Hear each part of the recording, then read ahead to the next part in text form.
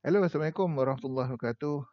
Salam sejahtera kepada semua pelajar-pelajar saya kuliah K4MD.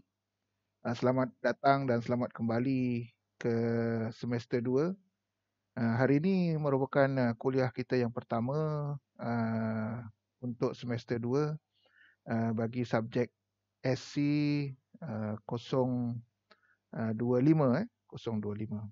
Jadi untuk pertama kalinya hari ini kuliah kita secara kolaborasi bersama dengan Cikgu Sahril, dan terima kasih kepada Cikgu Sahril yang sanggup berkolaborasi pada petang ini, dan diharapkan anda semua dapat mengikuti kuliah secara kolaborasi bersama dengan Cikgu Sahril. Tanpa melengahkan masa, saya menjemput Cikgu Sahril untuk meneruskan kuliah.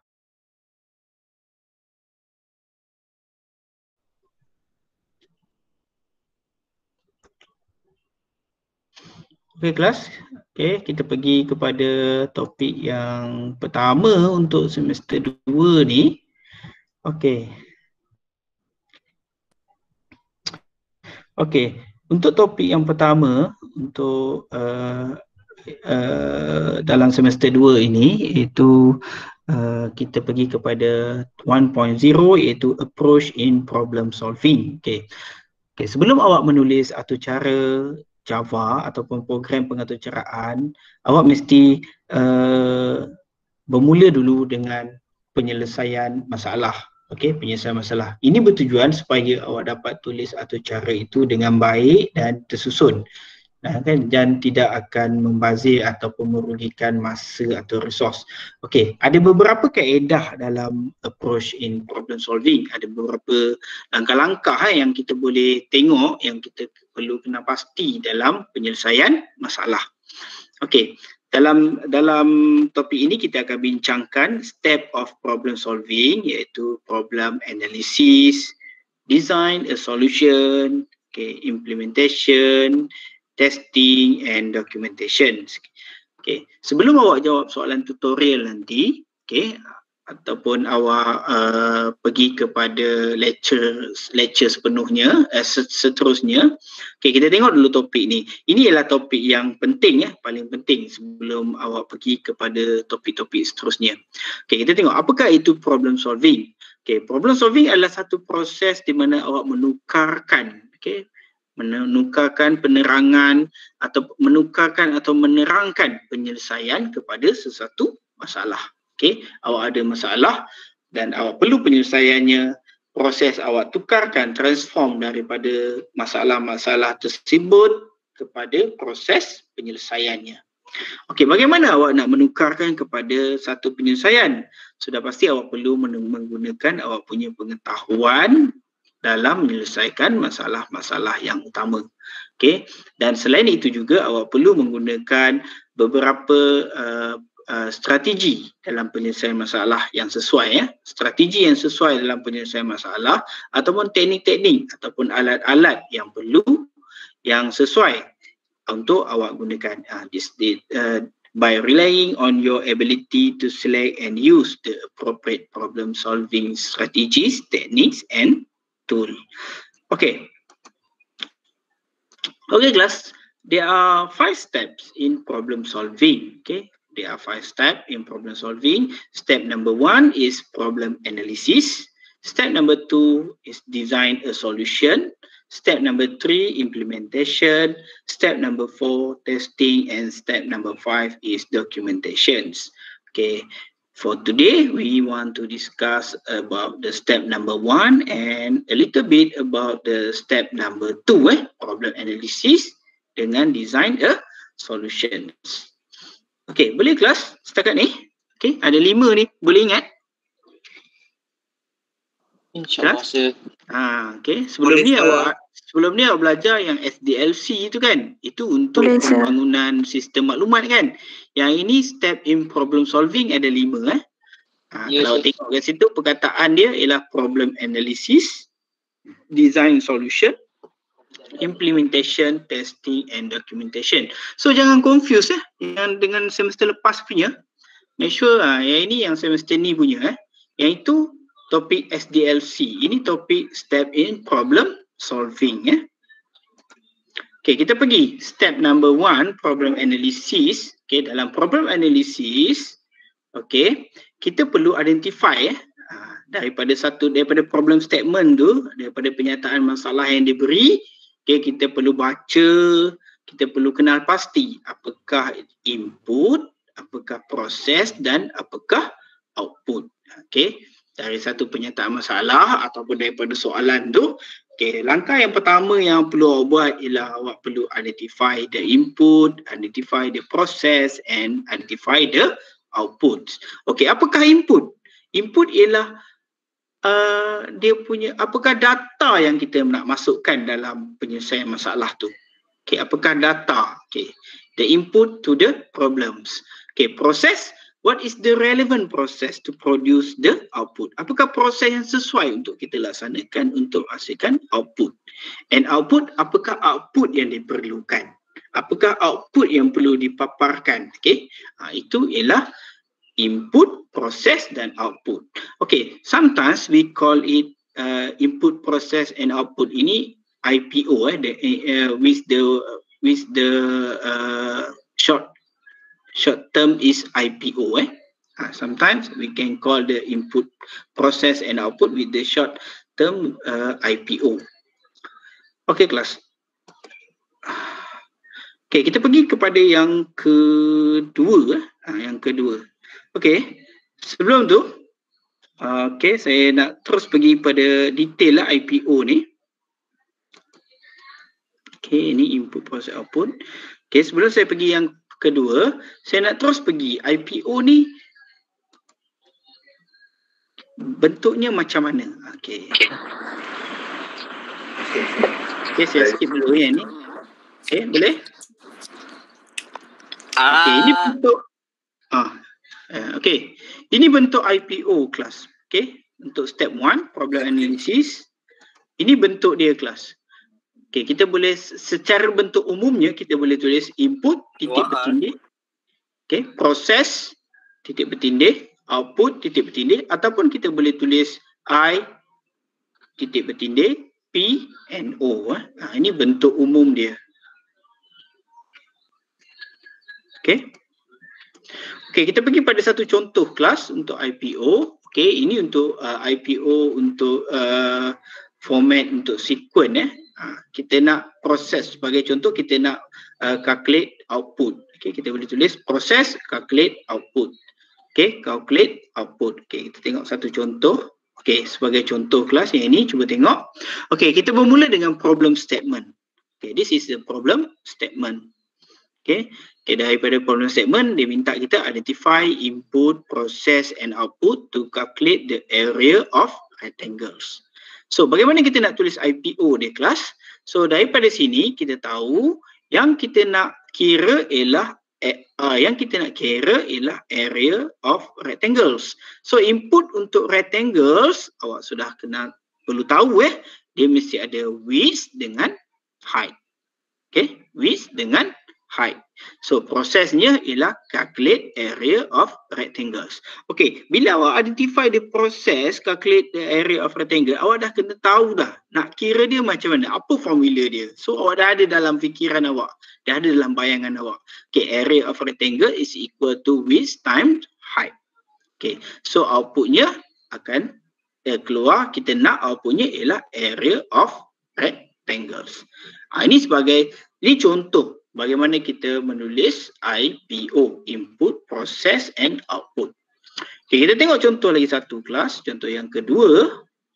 Okay, identify input, process and output to find the sum of three number entered by user. Okay, daripada problem statement, kita buat dia punya problem analysis. Ini langkah yang awak perlu buat. Kan tadi belajar step kan, step number 1, buat problem analysis. So, awak kena buat problem analysis dulu. So, input for 3 numbers. So, boleh tulis input number 1, number 2, number 3. Okay, prosesnya kita nak calculate sum. Okay. So, awak dah tahu dah nak calculate sum ni ialah number 1 must add by number 2, add by number 3. So outputnya awak nak hasilkan ialah sum. Ini IPO. Langkah yang pertama awak perlu buat problem analysis. Okey, tengok contoh yang ketiga kelas. Okey, daripada problem statement. Okey, sekali lagi problem statement. Identify input, process and output to determine the price of mango given the weights purchased in kilogram and the price of the mango per kilogram. Okey, daripada problem statement ni kelas, awak kena keluarkan dulu. Kena buat analisis dulu. Awak kena keluarkan dia punya input. So, ada satu langkah yang lebih mudah iaitu awak boleh kenal pasti dia punya output dulu. Sebagai contoh, output yang kita nak kat sini ialah price of the mango. So, output price of the mango. So, yang awak nak kira apa dia? So, awak nak kira ialah calculate price of the mango. So, nak calculate price of the mango ni, apa input yang perlu ada? Okay, input yang perlu ada ialah ada weights dengan price per kilo. So, awak perlu buat ini dulu, problem analysis. Sebab tu saya cakap, problem analysis ini penting sebelum kita pergi kepada step seterusnya. Okey, boleh ya kelas setakat tu?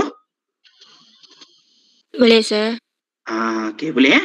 Okey, saya tak nak pergi panjang dekat sini. Okey, saya cuma nak terangkan langkah yang pertama mesti buat problem analysis. Okey, problem analysis kita buat dengan cara mengenal pasti input, proses and output daripada problem statement. Okey, kelas. So, itu yang pertama. Okey, itu yang pertama. Okey, yang kedua ialah daripada problem analysis tadi kita pergi kepada step yang kedua iaitu design a solution Step yang kedua, okey, yang ini yang saya nak bincangkan lagi iaitu design a solution. Okey.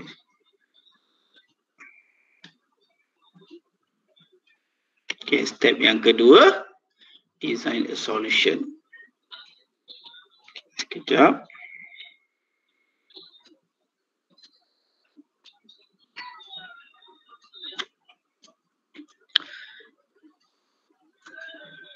Okay, saya tengok dulu saya punya tally ni.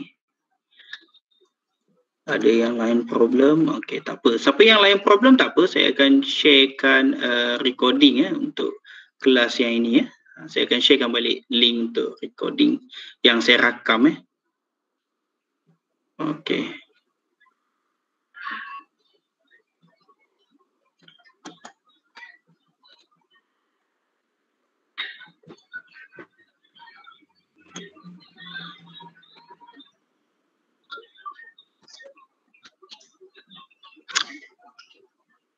Okey kelas, okey.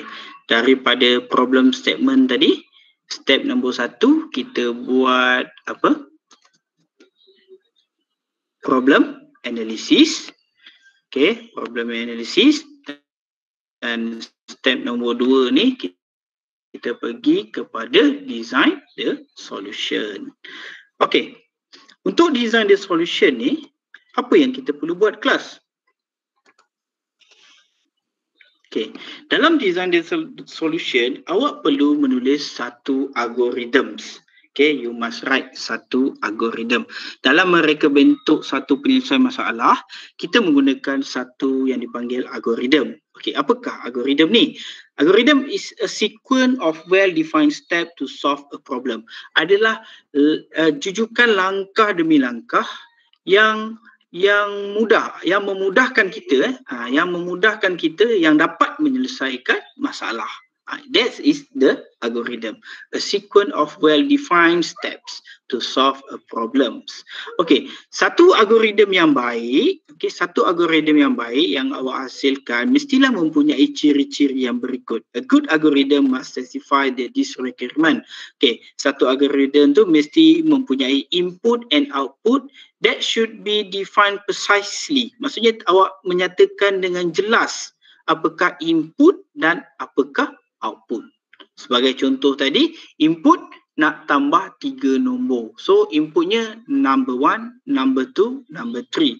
And output ialah sum of the 3 numbers. So outputnya jelas awak nyatakan sum. three numbers. Okay, each step in algorithm should be clear and ambiguous. Okay, mestilah awak nyatakan langkah-langkah dalam algorithm, langkah-langkah dia mesti dengan jelas ya. Nah, okay, kemudian langkah-langkah tadi ataupun algorithm tadi must be general. Maksud general kat sini kelas, it can be used by different input or different user. For example, awak buat satu program untuk hasil tambah 3 nombor. So orang yang pertama guna pun boleh, orang yang kedua masukkan nombor dia pun boleh, dan orang yang ketiga pakai pun boleh. Okay, that's maksudnya general ya, boleh diguna pakai oleh sesiapa saja yang berkaitan dengan yang sesuai lah dengan program yang awak bina tu.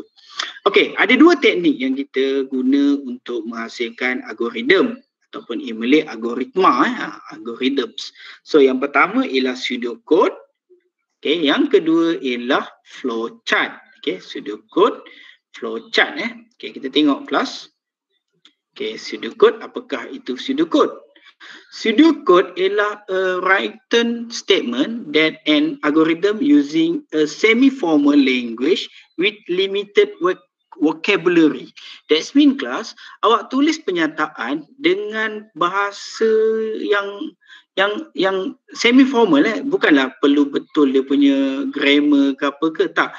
Semi-formal yang vocabulary-nya adalah terhad, maksudnya ringkas awak tulis penyataan itu dengan ayat yang awak faham, dengan perkataan yang ringkas ataupun ayat yang ringkas. Okay, an artificial informal language used to develop algorithm. Okay, kita gunakan bahasa yang tidak formal tapi artificial yang kita akan gunakan balik untuk membangunkan algorithm. Okay, pseudocode juga ialah bahasa yang boleh difahami oleh kita yang tulis. Okay, berbanding yang boleh dibaca oleh mesin. Mesti pseudocode ialah mesti bahasa yang kita, manusia boleh baca sebab kita yang akan gunakan pseudocode tu untuk tulis kod kepada pengaturcaraan nanti, pada kod pengaturcaraan. Okey, sebelum kita menulis pseudocode, sekali lagi kita mesti bermula dengan step 1 dulu tadi. Analyze the problem. Okay, sebelum kita tulis pseudocode, daripada problem statement, awak mesti buat problem analysis. Awak mesti tentukan dulu dia punya IPO, kemudian barulah awak boleh tulis dia punya pseudocode. Ini bentuk pseudocode kelas. Secara umumnya bentuk pseudocode, kita bermula dengan start and stop. Awak juga boleh guna perkataan lain, begin, end. Ini mesti ini memang mesti kena tulis. Kemudian untuk menyatakan input dalam pseudocode, awak boleh guna perkataan input, read, get, insert. Untuk menyatakan proses, awak boleh guna perkataan calculate, formula, condition. Awak boleh gunakan formula terus pun boleh, ataupun condition. Condition statement pun boleh. Kemudian dalam output, awak boleh gunakan perkataan output, display, print. Ini dalam penulisan pseudocode. Kita tengok. Apa pula yang kedua kelas? Yang kedua flowchart flowchart ataupun saya teruskan dengan pseudocode terus. Tak ada. Kita pergi kepada flowchart. Tadi pseudocode kita gunakan human informal English language, tapi flowchart ialah dia menunjukkan algorithms yang kita bina dalam bentuk graphical. A graphical representation of algorithm connects by using flow line. Dia menggunakan dalam bentuk graphical yang menggunakan sambungan-sambungan garisan. Tengok kelas, dia menggunakan a set of a standard shape box. Standard shape box. Kalau standard kat sini kelas, awak tak boleh tukar-tukar. Kalau dia kata segi empat lah. Shape box that are connected by flow lines to represent an algorithms. Flowchart juga adalah alternatif kepada pseudocode. Di mana pseudocode kita menyatakan description penerangannya secara verbal, manakala flowchart ialah secara grafik. grafikal secara grafikal. Okey, ini bentuk flowchart kelas. Okey, ini simbol-simbol flowchart yang awak perlu ikut. Kalau dia kata lukisannya elips macam ni, elips lah, awak jangan buat awal, bentuk awan lah, apalah, ikut grafik simbol ni kena ikut betul-betul. Okey, yang pertama ni namanya terminal simbol. Okey, dia punya penggunaannya to indicate the beginning and the end point of the algorithm. Untuk begin, end, untuk start, stop, kita gunakan terminal simbol. Okey, yang kedua, ini ialah rectangle. Rectangle. So for process, simbol for process. Okey, kita gunakan untuk show an operation others than input and output or selection. Okey, selain daripada input, output atau selection, kita gunakan proses yang ini Okey, untuk calculate or something. Okey, yang ketiga ialah parallelogram. Okey, ini untuk input output simbol, show and input and output operations. And this is diamond symbol, okay, for decision. Okay, this is for decision, show the selection, the process, okay, true or false. So kita gunakan diamond symbol. And the last line, and the second one is flow line, indicate the logical sequence of the execution step in algorithm. Tengok dia punya langkah dia selepas ini pergi ke mana, so kita kena gunakan flow lines. Okay, next class, ini untuk off page connector, provide continuation of logical path on another page. Katakan kita punya flowchart tu panjang, nak sambung pada page lain, so kita letak off page connector. Nanti sambungan dia kena letak balik lah. Okay, connector dia. Okay, ini on page connector, provide continuation of a logical path at another point in the same page. Ini kalau dalam page yang sama, tapi dah ke bawah tak cukup nak pergi ke tepi, kita gunakan one page connector. Okey kelas. So kita tengok bagaimana penulisan pseudocode and flowchart dalam contoh dalam contoh algoritma okey, bagaimana penulisan dia. Okey, kita tengok. Okey, kita ambil contoh. Okey, contoh yang ini kelas. Okey, kita ambil example yang pertama untuk dalam penulisan pseudocode. Kita ambil yang pertama, penulisan pseudocode. Okey, write a pseudocode to calculate the area of rectangle. Okey, this is our problem statement. Okay, to calculate the area of rectangles. Okay, remember, do the problem analysis first. So tadi kita dah buat problem analysis dia, kita tentukan dia punya IPO. Okay, kemudian baru kita boleh convert daripada IPO tadi, daripada problem analysis to pseudocode. Okay, kelas. Okay, sebagai contoh yang ini. Okay, dia punya problem analysis ialah untuk output kita nak area of rectangles. Okay, untuk proses kita nak dia calculate area of rectangles. Okay, untuk melaksanakan proses kita perlukan input dia ialah width and length.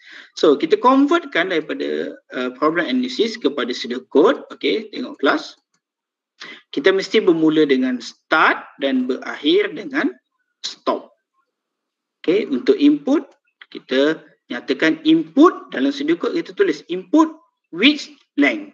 Macam tu je. Kita dah tahu ada dua input kat situ, ada width, ada length. Kemudian dalam proses kita nak calculate area of rectangle. So area of rectangle is equal to width times length. Okay, untuk output kita nak display area of the rectangle. So kita tulis output area rectangles. Okay, ini cara menulis pseudocodes. Okay, boleh kelas? Okay. Boleh sir. Okay, ini contoh lagi satu.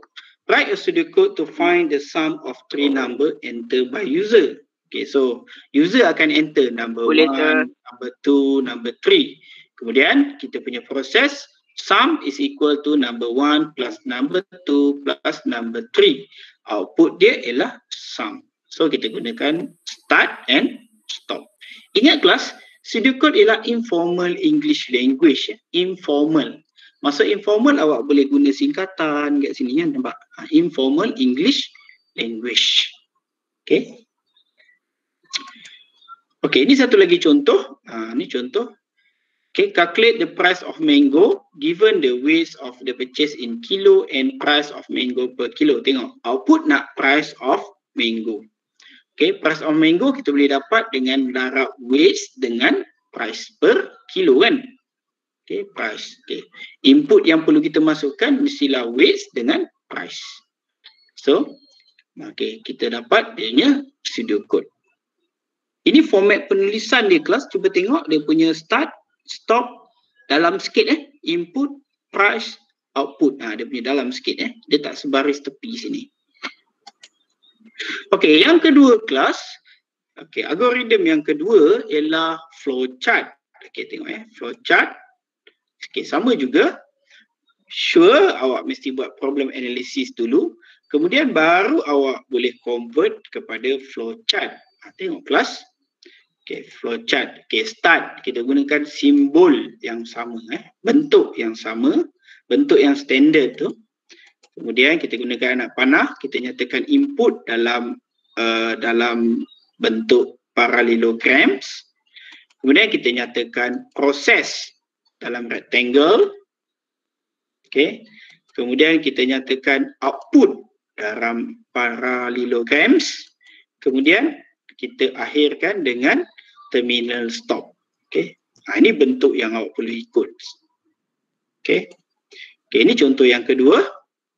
Okay, start, input, okay, sum, okay, output. Okay. Ini contoh yang ketiga. Okay, boleh tengok dulu kelas. Okay, saya rasa okay kot macam ni. Okay.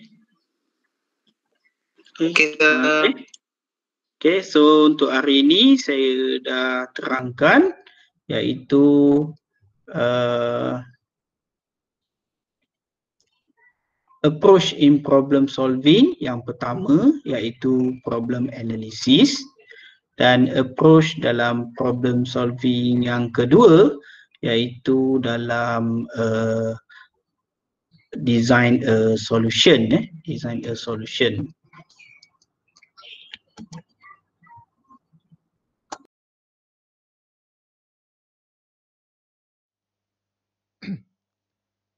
Terima kasih Cikgu Saril kerana menyampaikan lecture ataupun kuliah pada petang ni, dan kita akan meneruskan kuliah-kuliah kita di masa-masa akan datang. Bagi minggu ini kuliah hanya 1 jam saja, iaitu sekali saja pada minggu ni, dan minggu hadapan kuliah kita pun hanya 1 jam, dan kita boleh rujuk kita punya CO lah untuk menentukan kuliah kita. Jadi terima kasih kepada semua pelajar. Harap kita berjumpa kembali di tutoran kelas, dan minggu hadapan kita akan mulakan dengan kuliah kita. Kuliah mungkin kuliah single. Kalau ada kolaborasi bersama dengan cikgu-cikgu lain, insyaAllah kita akan buat. Okay, terima kasih. Thank you very much. Jumpa dan jumpa lagi. Terima kasih.